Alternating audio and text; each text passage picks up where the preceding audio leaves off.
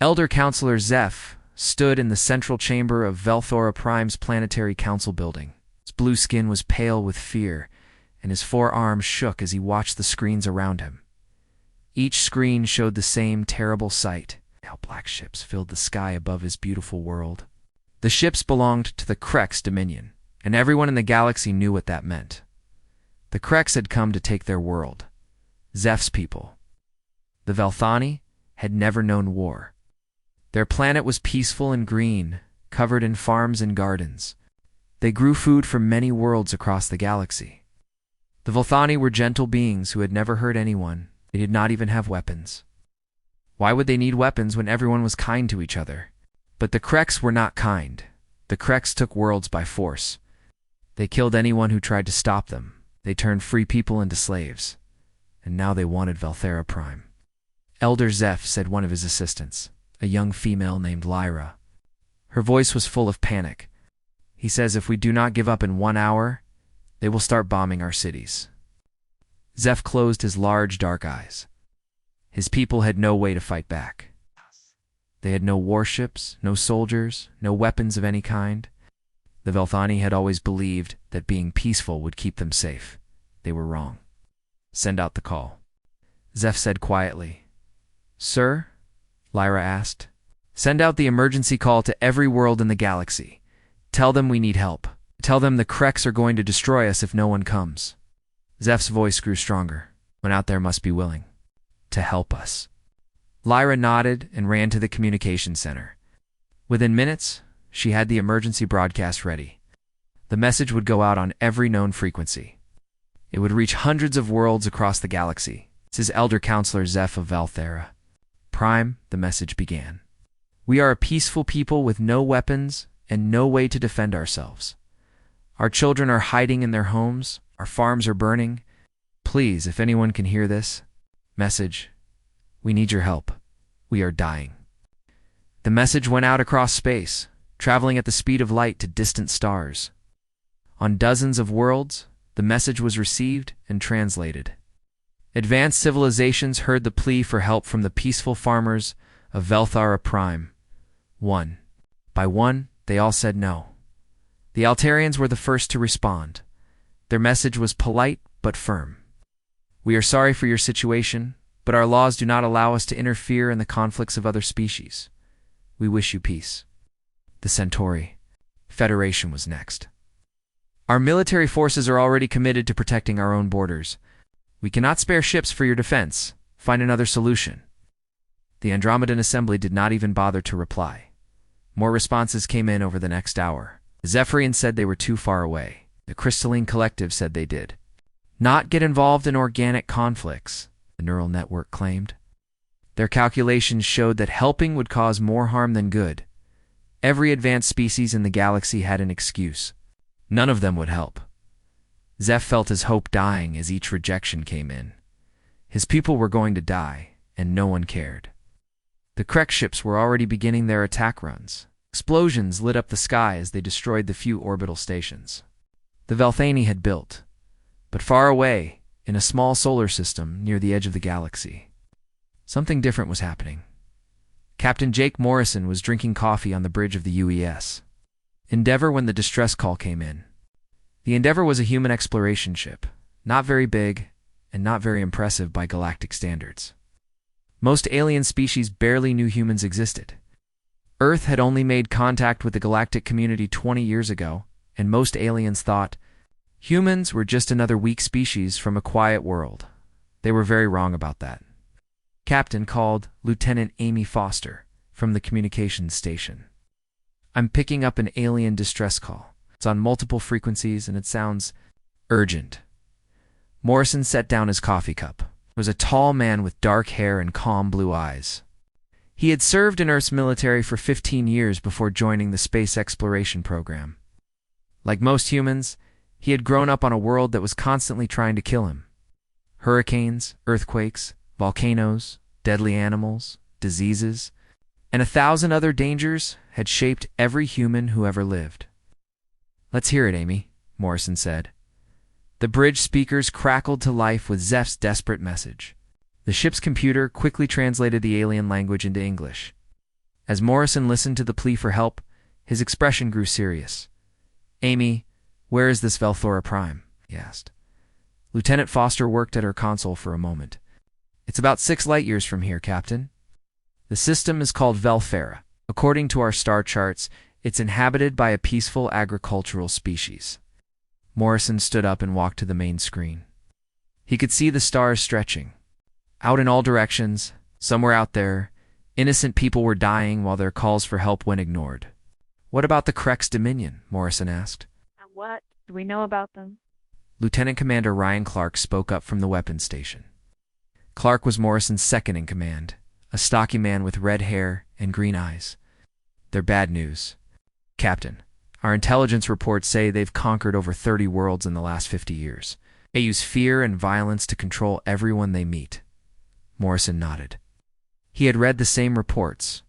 The Krex were exactly the kind of bullies that humans had been dealing with for thousands of years on Earth.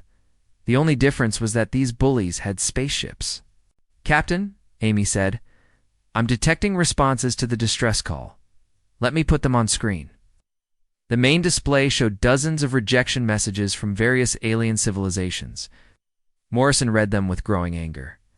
All these advanced species, with their powerful technology and their big fleets, and not one of them would help a peaceful world under attack. "Cowards," Clark muttered. Morrison turned to his crew. There were only 43 humans on the Endeavor, but every one of them had volunteered for deep space exploration. They were the kind of people who flew toward danger instead of away from it. "Amy, open a channel to Earth Command," Morrison ordered. "Channel open, sir." Admiral Lisa Hayes appeared on the screen. She was sitting in her office at Earth Defense Headquarters, surrounded by star charts and tactical displays. Hayes was a smart woman who had worked her way up through the ranks by making tough decisions. "Captain Morrison," Hayes said, "I assume this is about the alien distress call we've been monitoring." "Yes, Admiral. A peaceful world is under attack by the Krex Dominion. They're asking for help, and every other species in the galaxy is ignoring them."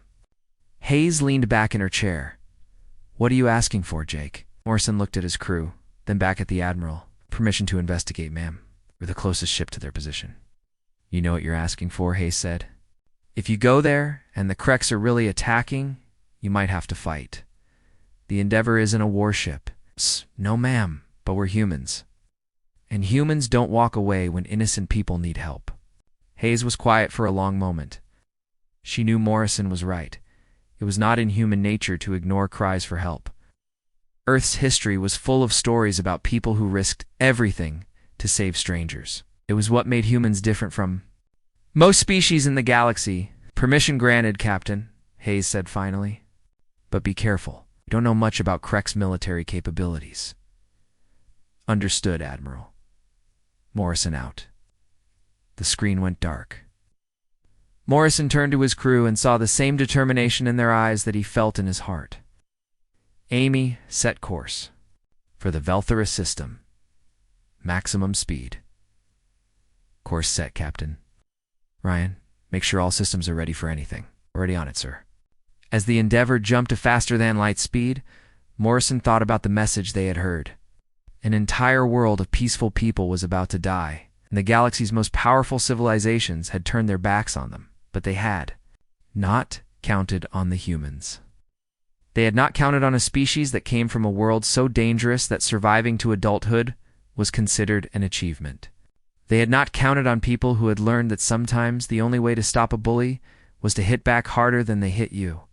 The galaxy was about to learn something new about the quiet species from the small blue world. They were about to learn that when humans heard a cry for help, they came running. And when they arrived, they brought with them all the fury and determination of a species that had clawed its way to the top of the deadliest food chain in the known universe. Krex Dominion was about to meet Earth's children, and Earth's children did not like bullies. The UES Endeavor dropped out of faster-than-light travel at the edge of the Velora system. Captain Jake Morrison stood on his bridge and stared at what waited for them. 12 massive Krex warships surrounded the beautiful blue and green planet. Below, each ship was 3 times the size of his own vessel. whispered Lieutenant Amy Foster from her communications station. Morrison could see the Krek ships firing down at the planet. Bright flashes of light marked where their weapons hit the surface. Cities that had stood for thousands of years were being turned to ash and rubble. The peaceful Velthani had no way to fight back, Captain, said Lieutenant Commander Ryan Clark. I'm reading massive energy signatures from those ships. They have enough firepower to glass the entire planet. Morrison nodded grimly. The Kreks were not just conquering Velthera Prime, they were destroying it. Soon there would be nothing left but a dead rock floating in space. Incoming transmission from the lead Krek's vessel, Amy reported. Put it on screen, Morrison ordered. The main display flickered, and suddenly Morrison was looking at a Krek's commander. The alien was 7 feet tall, with dark green scales covering his body. His yellow eyes were cold and cruel. Sharp teeth filled his mouth, and when he spoke, his voice was like gravel scraping against metal. Unknown vessel, the Krek said. You are entering a restricted combat zone. I am Commander Vex of the Krek's Dominion. Identify yourself and state. Your business here? Morrison stepped forward. He was much smaller than the alien commander, but he showed no fear. I am Captain Jake Morrison of the United Earthship Endeavor. We received a distress call from this world. We're here to provide humanitarian aid.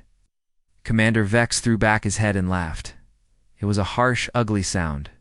Humanitarian aid? Little human? This world belongs to the Kreks now. These weak creatures will serve us or die. There will be no aid for them. I think you misunderstood me, Morrison said calmly. I was not asking for permission. I was informing you of our intentions. How medical and supply ships to reach the planet or face the consequences. Vex stopped laughing. His yellow eyes narrowed as he studied the human captain. You dare threaten me? Your pathetic little ship against my entire fleet? You humans truly are as stupid as the reports say. Morrison smiled, but it was not a friendly smile. It was the smile of a predator who had just spotted prey. Commander, let me tell you something about humans. We come from a world where everything tries to kill us. The weather, the ground, the water, the animals, even the plants. We've been fighting for survival since the day we first stood upright. You think your 12 ships scare us? Prove it, Vex snarled. All ships, target the human vessel. Destroy it. Transmission ended. Morrison turned to his crew and saw the same cold determination in their eyes that he felt in his heart. Amy, send a message to Earth Command. Tell them we are engaging hostile forces. Ryan, bring all weapons online and prepare for combat. Weapons ready, Captain, Clark reported. Good. Now show these lizards what happens when they pick a fight with humans. The first Krek salvo came in like a wall of fire, out dozens of energy. Beams and plasma bolts screamed toward the Endeavor. Any normal ship would have been vaporized instantly. But the Endeavor was not a normal ship. It had been built by humans who understood that space was trying to kill them just as much as their home planet had. Morrison ordered evasive maneuvers. The ship twisted through space like a dolphin swimming through ocean waves. The human vessel's hull was covered in armor plating designed to survive asteroid impacts and solar radiation. Its shields had been built to handle the kind of cosmic storms that would tear apart most alien vessels. Most of the Krek's weapons missed completely. The few that hit barely scratched the Endeavor's hull. Impossible, Commander Vex muttered from his flagship. How did they survive that barrage? His weapons officer, a younger Krek named Drac, studied his instruments with confusion. Sir, their ship appears to be built for survival in extreme conditions. Our standard weapons are not very effective against their armor. Then use more firepower, Vex ordered. All ships, concentrate fire on the human vessel. But Morrison was not planning to run away. Instead, he did something that no sane ship captain had ever attempted before. He flew his ship directly toward the center of the Krek's formation. Captain, what are you doing? Amy asked with wide eyes. Something these reptiles will never expect, Morrison replied. They fight like a pack of wolves, but we fight like humans. Endeavor dove between two Krek's cruisers, so close that Morrison could see the alien crew members through their bridge windows. The human ship's weapons systems came online, and Ryan Clark showed the galaxy what human military technology could do. Earth's weapons had been designed by a species that had spent millions of years competing with creatures that had claws, fangs, poison, and armor. Humans had learned to make tools that could kill anything, no matter how big or tough it was. The Endeavor's main guns fired kinetic rounds, traveling at a significant fraction of light speed. The projectiles were made of materials that could survive re-entry through Earth's atmosphere and still hit their targets. When they struck the Krek's shields, they did not bounce off. They punched straight through and kept going. The first Krek's ship to die was the one that had been closest to the Endeavor. Clark's perfectly aimed shot tore through its engine section, and the entire vessel exploded in a ball of white-hot plasma. Ouch. The shockwave rocked the other Krek ships, damaging their formation. Possible, Vex said again, but this time his voice shook with fear instead of anger. Morrison was not finished. As the Endeavor spun through the Krek's formation, it fired in all directions. The ship's computer, programmed with combat data from every war humans had ever fought, predicted exactly where each enemy vessel would be. Every shot found its target, eh? Second, Krek's ship lost its weapons array. A third began venting atmosphere from massive holes in its hull. A fourth tried to ram the human vessel, but Morrison simply flew underneath it and fired straight up into its belly. The Krek's ship broke in half and drifted away, powerless. Drax said to Commander Vex, "We have lost 4 ships and 3 more are heavily damaged. The human vessel shows minimal damage. I recommend we withdraw and call for reinforcements." Vex's pride would not let him retreat from a single enemy ship. All remaining vessels ram the human ship. If we cannot destroy it with weapons, we will crush it with our hulls. 6 Krek's cruisers turned toward the Endeavor and accelerated to ramming speed. It looked like the small human ship would be overwhelmed by the charging alien vessels, but Morrison had grown up on a world where hurricanes could destroy entire cities, where earthquakes could swallow buildings, where volcanic eruptions could change the weather for years. He had learned that sometimes the best way to survive a catastrophe was to use its own power against it. "Ryan, target the lead ship's fuel." "Tanks, Amy. Prepare for emergency acceleration." "Sir, if we accelerate now, we will fly directly into their formation," Amy protested. "Exactly," Morrison said with that same predator's smile. The Endeavor fired one perfectly placed shot into the fuel system of the lead Krek's vessel. The ship exploded with tremendous force, creating a chain reaction that damaged or destroyed 3 more Krek's cruisers. The remaining ships were thrown off course by the explosions in the chaos that followed. Morrison flew his ship through the wreckage like he was navigating an asteroid field. The Endeavor's hull scraped against floating debris, but the tough, human-built armor held strong. When the ship emerged on the other side, only 4 Krek's vessels remained operational. Commander Vex stared at his tactical display in disbelief. In less than 30 minutes, one human ship had destroyed or disabled 8 of his vessels. His crew was looking at him with fear in their eyes. Some of them were already suggesting retreat. "What are these humans?" Drac whispered, before Vex could answer. Amy Foster's voice came over the communications channel. But she was not speaking to the Kreks. She was broadcasting on all frequencies so that every ship in the system could hear her message. "This is Lieutenant Amy Foster of the United Earth Ship Endeavor. To any Kreks vessels still capable of receiving this transmission, you have 30 seconds to cease your attack on Velora Prime and withdraw from this system. If you do not comply, we will continue to defend this world and its people." "Defend?" Vex roared. "You have 1 ship. We still have 4. Morrison's voice joined the broadcast. "Commander Vex, let me explain something to you. My species has a saying. It is not the size of the dog in the fight. It is the size of the fight in the dog. You picked a fight with the wrong species." The remaining Krek ships tried one final attack, but their heart was no longer in the battle. Their weapons fire was scattered and poorly aimed. The human ship danced between their shots like it was, performing a ballet in space. When the Endeavor returned fire, 2 more Krek's vessels were crippled beyond repair. The final ship, Commander Vex's flagship, tried to escape the system at maximum speed. Morrison let them go. He'd made his point. On the surface of Velthara Prime, Elder Counselor Zeph watched the impossible battle through his orbital telescopes. The single human ship had defeated an entire Krex fleet. The bombing of his world had stopped. His people were safe. The news of Captain Morrison's victory at Velthar Prime spread across the galaxy faster than anyone expected. Within 3 days, every major civilization had heard the story. A single human ship had defeated an entire Krex fleet. The impossible had happened. But the reactions were not what Morrison had hoped for. Most alien species were not happy to learn that humans could fight so well. The Altarians sent worried messages to their neighbors. The Centauri Federation began building more defenses along their borders. The Andromedan Assembly started debates about whether humans should be considered a threat to galactic peace. The Krex Dominion had a very different reaction.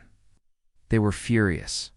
Supreme War Master Gorthok sat in his command throne on the capital world of Krex Prime. He was the largest and most dangerous Krex alive, with scars covering his dark scales from 100 battles. His yellow eyes burned with rage as he listened to Commander Vex's report. "You lost 8 ships to 1 human vessel?" Gorthok's voice was like thunder rolling across a battlefield. Commander Vex knelt before his master, his head bowed in shame. "Yes, Supreme War Master.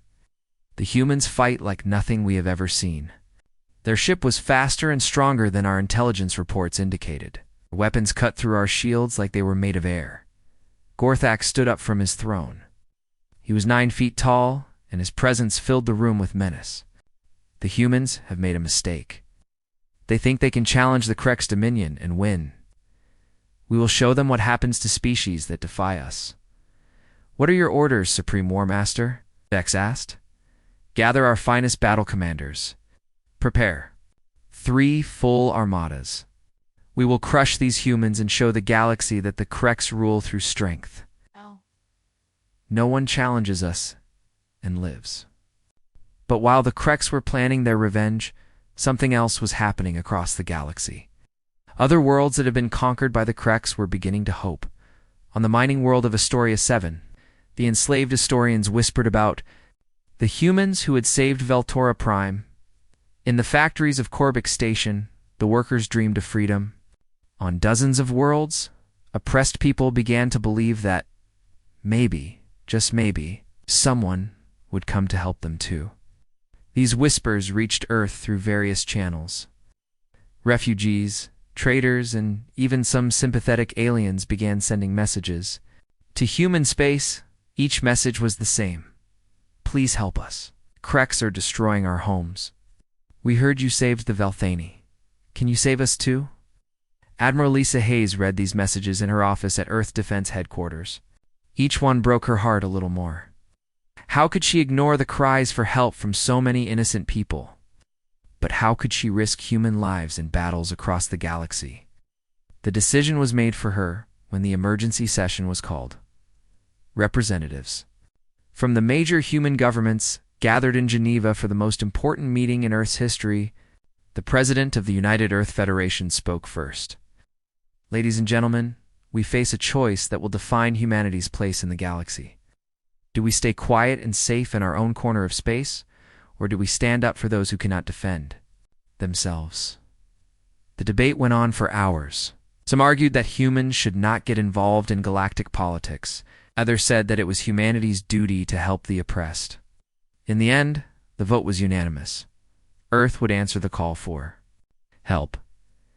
Admiral Hayes was given command of Task Force Terra, the largest military fleet humanity had ever assembled.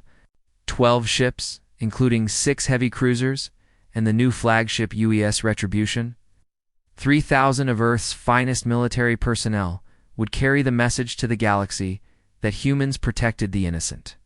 Fleet, Commander Dan Cooper stood on the bridge of the Retribution as the task force prepared to leave Earth orbit. Cooper was a veteran of Earth's colonial wars, a man who had learned to fight in the asteroid belt and the moons of Jupiter. His crew came from every nation on Earth, united by a common purpose. "Commander," said his tactical officer, Lieutenant Ben Parker, "we are receiving multiple distress calls. The Kreks have launched attacks on 5 different worlds in the past week. Cooper studied the star charts on his main screen. The Kreks were trying to expand their territory before the humans could interfere again. They were moving fast, hoping to present Earth with too many battles to fight at once. They think we cannot be everywhere at once, Cooper said. They are about to learn that humans do not give up easily. Set course for the Regulus system. The colony there has been under siege for 6 days. Sir, said Colonel Kate Sullivan over the communication system, my Marines are ready for deployment. When do we hit the ground? Cooper smiled. Colonel Sullivan commanded the Marine Expeditionary Unit that would handle ground operations. She was a small woman with dark hair and fierce green eyes, but Cooper had seen her fight. He would rather have her on his side than an entire battalion of regular soldiers. Soon, Kate. Very soon. The human task force jumped to faster than light speed and headed toward their first real test. Behind them, Earth's factories were already working around the clock to build more ships. If this war was going to happen, humanity would not fight it with half measures. When Task Force Terra arrived at the Regulus system, they found a situation much worse than at Velthera Prime. 3 Kreks battle groups surrounded the human colony world. 40 enemy ships were systematically destroying everything the colonists had built over the past 50 years. But this time, Kreks were ready for human tactics. War Commander Vex commanded the Kreks forces at Regulus. He had studied the battle at Velthar Prime carefully. He knew the humans would try to use speed and surprise to overcome superior numbers. He had prepared counter-strategies. The human ships are approaching, reported his sensor officer. Good, Vex said. Deploy the minefields, launch all fighter squadrons. When the humans try their charging attack, they will fly into a trap. Cooper saw the Kreks' preparations on his tactical display. The enemy had learned from their previous defeat. This would not be as easy as Morrison's victory at Velthera Prime. All ships, prepare for combat. But do not use standard attack patterns. These Kreks are smarter than the last group. What are your orders, sir? Asked Captain Jim Davis of the cruiser U.S. Defiance. Cooper thought about the lessons of Earth's military history. When faced with a prepared enemy, the best strategy was often to do something completely unexpected. We split up, Cooper decided. Half the fleet will create a distraction at the north pole of the formation. The other half will attack from below the orbital plane. Kate, prepare your Marines for combat drops. Sir, combat drops into an active war zone? Colonel Sullivan asked. That is extremely dangerous. Kate, you and your Marines trained in the mountains of Tibet and the deserts of Australia. You have fought in environments that would kill most alien species. A little space combat should not scare you, Sullivan laughed. You are right, sir. We will be ready. The battle began exactly as War Commander Vex expected. 6 human ships approached from the front, firing their powerful weapons at his defensive line. His fighters swarmed toward them, and his minefields activated. Several human ships took damage from the explosions, but then the unexpected happened. 6 more human ships appeared from below, where no sane commander would position vessels. They had flown through the gravity well of the planet itself, using the orbital mechanics that every spacefaring species considered too dangerous to attempt. The second group of human ships hit the Kreks formation from an angle that their shields were not designed to protect. Energy beams and kinetic rounds tore into the hulls of 3 Kreks cruisers before they could react. At the same time, Colonel Sullivan's Marines launched from the human ships in heavily armored drop pods. The pods looked like meteors falling toward the planet's surface, but they were filled with human soldiers ready to fight for the colonists below. War Commander Vex watched his careful plans fall apart in minutes. How did they get ships into that position? The gravitational forces should have torn them apart. His weapons officer provided the answer. Sir, humans come from a world with extremely strong gravity and a large moon that creates massive tidal forces. They are used to navigating gravitational fields that would destroy most ships. The space battle raged for 2 hours. Human ships darted between Kreks vessels like hawks hunting prey. When the aliens tried to surround them, the humans would accelerate beyond safe limits and escape the trap. When the Kreks tried to retreat, The humans would pursue them through asteroid fields and radiation storms that no other species would dare to enter. On the planet's surface, Colonel Sullivan's Marines were proving that humans could fight on the ground as well as in space. The Krek's ground forces had never faced an enemy that could march through poison gas, extreme temperatures, and hostile terrain without slowing down. Colonel radioed Sergeant Tony Martinez from his position in the ruins of the colonial capital. The Kreks are falling back. They cannot understand why we keep fighting when they damage our equipment. Sullivan smiled as she reloaded her rifle behind the cover of a destroyed building. They do not understand that humans fix things, Tony. When our gear breaks, we make it work anyway. When we get hurt, we keep fighting. Yes. That is what makes us human. Supreme War Master Gorthak stood on the bridge of his flagship, the Destroyer of Worlds. Around him, the largest fleet in Krek's history filled the darkness of space. 200 ships spread out in perfect formation, their weapons charged and ready for battle. This was not just a military operation. This was a statement. The Krek's dominion would show the galaxy what happened to species that dared to challenge their rule. War Master, said his tactical officer, we are approaching the coordinates where the human fleet was last seen. Scout. Report 12 enemy vessels in the Kepler system. Gorthak's yellow eyes gleamed with satisfaction. 12 ships against 200. The humans will learn the price of defying the Krek's empire. Prepare all weapons. We will destroy them quickly, and then move on to their homeworld. But 3 light years away, Fleet Commander Dan Cooper was not planning to run from the approaching Krek's armada. He stood on the bridge of the UES Retribution, studying tactical displays that showed the massive enemy force heading toward his position, sir, said Lieutenant Ben Parker. The Krek's fleet is 3 hours away. Shouldn't we retreat and wait for reinforcements from Earth? Cooper shook his head. If we run now, they will follow us straight to Earth. We make our stand here, Captain.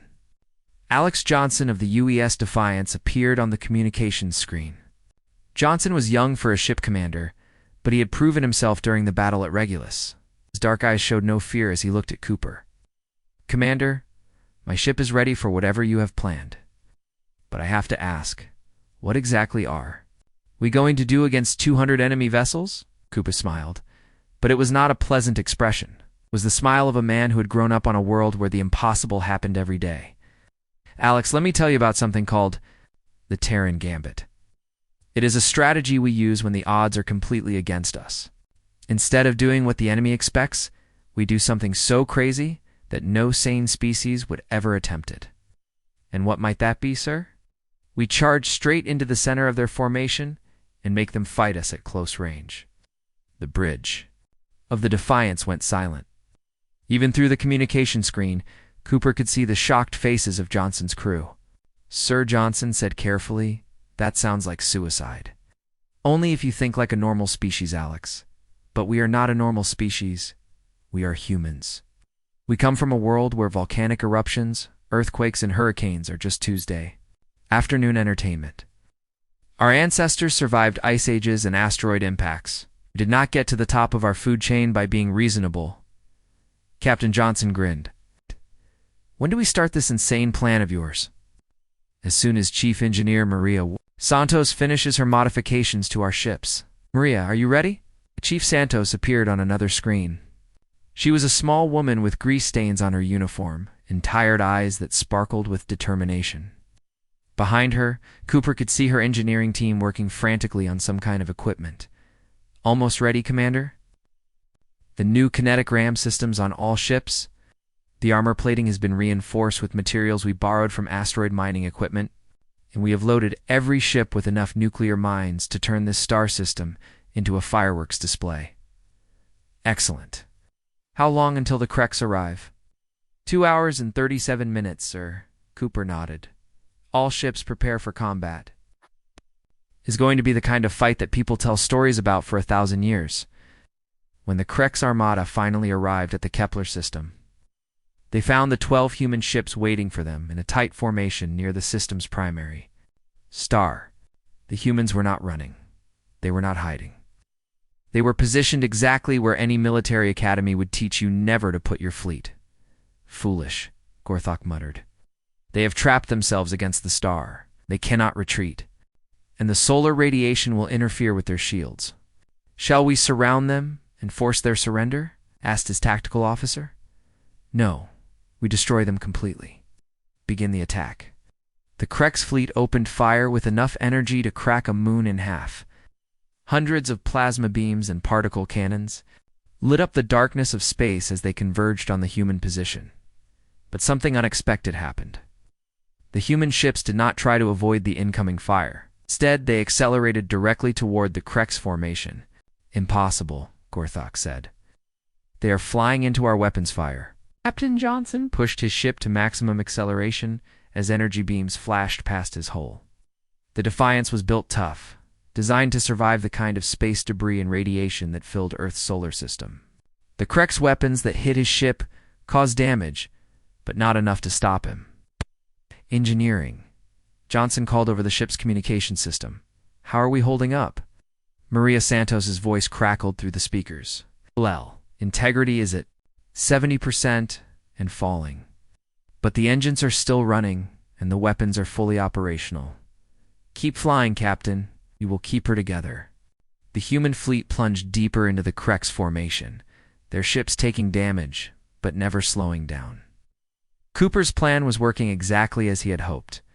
The Krex had expected a long-range battle where their superior numbers would guarantee victory. Instead, they found themselves in close-quarters combat where numbers mattered less than skill and determination. "All ships begin Phase 2, Cooper ordered. "Release the mines." Thousands of nuclear devices poured out of the human ships, like deadly flowers blooming in space. Each mine was equipped with sensors that could track enemy vessels and magnetic clamps that could attach to alien hulls. Within minutes, the entire battle zone was filled with floating explosives. The Krex had never seen anything like it. Most civilized species considered mine warfare to be too dangerous and unpredictable. The weapons could easily damage friendly forces or cause uncontrolled chain reactions, but humans had learned mine warfare by fighting each other for thousands of years. They knew exactly how to use these weapons without destroying themselves. "Detonate." "The mines," Cooper commanded. The space around the Krex fleet erupted in nuclear fire. Ships that had been untouchable moments before were suddenly surrounded by explosions that tore through their armor like paper. The perfect Krex formation dissolved into chaos as commanders tried to avoid the floating death traps while still fighting the human ships in the confusion. Captain Johnson made military history by executing the first successful ramming attack. Between starships, Defiance, her hull glowing red-hot from weapons fire and radiation, slammed into a Krex heavy cruiser at a significant fraction of light speed. The impact should have destroyed both ships. Instead, the human vessel, built with materials and techniques learned from surviving asteroid impacts, punched a hole completely through the enemy cruiser and emerged on the other side, damaged but still fighting. "Holy hell," whispered Commander Nick Palmer, who was leading a boarding party on another Krex ship. "Johnson just flew through a heavy cruiser."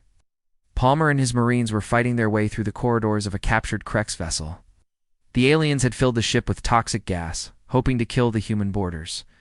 But Palmer's men wore sealed combat suits designed for fighting in Earth's most hostile environments. "Keep moving," Palmer ordered as his team advanced through the poisoned air. "These lizards do not understand that humans can fight in conditions that would kill most species." The boarding action was brutal and quick. The Krex were excellent warriors. They had never faced an enemy that could ignore poison gas, extreme temperatures, and failing life support systems. Within an hour, 3 Krex ships had been captured by human boarding parties. As the battle raged on, something remarkable began to happen. The Krex, who had never retreated from any enemy, started to pull back from the human ships. Their commanders were receiving reports that made no sense. "War Master," reported one captain, "the humans are still fighting even after their ships have been critically damaged. One of their vessels has lost half its hull, but it continues to attack us." "That is impossible," Gorthok replied. "No ship can function with that much damage." "Sir, I am sending you the visual data." Gorthok stared at the images on his screen. A human cruiser, her hull torn open to space, and her engines trailing fire, was still firing her weapons at a Krex battleship. The human crew was fighting from inside sealed sections of their dying ship, refusing to surrender even when defeat seemed certain. "What manner of species is this?" Gorthok whispered. His question was answered when Chief Santos's voice came over the communication channels. Her ship was one of the most damaged, but her engineering team was still keeping the weapons and engines running through what could only be described as miracles of human stubbornness. "This is Chief Engineer Maria Santos to all Krex vessels." Her voice rang clear despite the static from her damaged ship. "You wanted to know what humans are? We are the species that evolved on a planet trying to kill us every single day. We are the people who survived ice ages, plague, asteroid impacts, and each other. We fix the unfixable, we fight the unbeatable, and we never, ever give up." By the end of the 6-hour battle, the largest fleet in Krex history had been shattered. 60 ships were destroyed. 40 more were so badly damaged they could barely move. The rest were retreating in complete disorder. 6 months had passed since the great battle at Kepler. The galaxy was a different place now. News of humanity's victory over the Krex Dominion had spread to every star system, every space station, and every alien civilization in known space. The impossible had become reality. The most feared military force in the galaxy had been crushed by a handful of ships from a small blue world that most species had never heard of before. Admiral Lisa Hayes stood in the command center of the new Terran Guardian Fleet headquarters, built in orbit around Earth, through the massive windows. She could see dozens of human warships preparing for their next missions. Each ship flew the same flag, a simple blue circle representing Earth, surrounded by stars representing all the worlds they had sworn to protect. "Admiral," said her aide, Lieutenant Commander Paul Davis, "we have 17 new distress calls. This week, the Xanthari Republic is asking for help against pirate raids. The Corellian mining colonies want protection from the savage clans, and there are 3 more worlds reporting Krex occupation forces that refuse to leave." Hayes nodded. As she studied the reports, since the defeat of their main fleet, the Krex Dominion had been falling apart. Local commanders were either surrendering or trying to maintain control of their territories without support from the central government. Most of them were learning that ruling through fear only worked when people were actually afraid of you. "Is the status of our fleet?" Hayes asked. "We now have 47 ships operational, with 12 more under construction. The Guardian Fleet has divided into 6 task forces, each responsible for protecting specific sectors of the galaxy." Hayes smiled. Earth's shipyards had been working around the clock since the victory at Kepler. Every nation on the planet had contributed resources to build humanity's new fleet. The ships were bigger and better than anything humans had built before, but they all shared the same design philosophy: tough enough to survive anything the universe could throw at them. "In our personnel, over 15,000 volunteers, Admiral. We have had to turn people away. It seems like everyone wants to join the fleet that protects innocent worlds from bullies." The door to the command center opened and Admiral Hayes turned to see a familiar face. Commodore Jake Morrison, the man who had started it all by answering a single distress call, walked into the room with a smile on his weathered face. Jake Hayes said warmly, "How was your diplomatic mission to the Galactic Council?" Morrison's smile faded slightly. "Mixed results, Admiral. Some species are starting to accept that humans are here to stay. Others are still nervous about having armed Deathworlders flying around the galaxy." The Council's decision about membership. They voted to offer Earth a seat on the Council, but with conditions. They want us to promise that we will not interfere in conflicts between established civilizations. Hayes frowned. "In other words, they want us to ignore calls for help from anyone who might upset the current balance of power." "Exactly. I told them that humans do not work that way. When someone asks for help, we respond. It does not matter if helping them is politically convenient." Before Hayes could respond, an alarm sounded throughout the command center. Lieutenant Commander Davis hurried to his communications station and began reading an incoming message. "We are receiving an emergency transmission from the Velora system. It is Elder Counselor Zeph." "Put him on screen," Hayes ordered. The main display flickered to life, showing the familiar blue face of the Velthani leader who had sent the first distress call that brought humans into galactic affairs. But Zeph was not calling for help. This time, he was smiling. "Admiral Hayes, Commodore Morrison," Zeph said. I wanted to inform you that the reconstruction of Velthera Prime is now complete. Our cities have been rebuilt, our farms are producing food again, and our people are safe. None of this would have been possible without the courage of your species. We were glad to help, Elder Zeph Hayes replied. How are your people adjusting? To the changes? Very well. In fact, we have a proposal for you. Velthera Prime would like to become the first world to officially join the Terran Guardian Alliance. We want to contribute to the cause of protecting innocent species across the galaxy. Morrison leaned forward with interest. What exactly are you proposing? Our world has always been a center for agriculture and food production. We can supply your ships with provisions. Our people may not be warriors, but we can support those who fight for peace. Hayes felt a surge of pride. The Velthani were the first species to be saved by human intervention, and now they wanted to help save others. It was exactly the kind of cooperation that humanity had hoped for. We would be honored to have Velthora Prime as our first ally, Hayes said. Over the following weeks, more worlds began to join what became known as the Guardian Alliance. The Astorians, freed from Krek's slavery, offered their mining expertise. The Corellians provided advanced manufacturing technology. Even some of the major civilizations began to quietly support human peacekeeping efforts. But the real test of the alliance came when Captain Alex Johnson received a distress call that would challenge everything the humans had accomplished. Johnson stood on the bridge of the UAS Defiance, now the flagship of Guardian Task Force 7. His ship had been completely rebuilt after the battle at Kepler. Incorporating new technologies provided by humanity's alien allies, it was faster, stronger, and better armed than ever before. Captain, said his communications officer, Ensign Lisa Clark, we are receiving a priority transmission from an unknown source. The signal is heavily encrypted and appears to be coming from deep inside Krek's territory. Let me hear it, Johnson ordered. The message that came through the speakers was not what anyone expected. It was a Krek's voice, but the tone was desperate rather than threatening. This is Commander Vex of the former Krek 7th Fleet. I am transmitting from the planet Helix Prime, where my forces have been stranded for 2 months. We are under attack by an unknown enemy that makes even the humans look peaceful.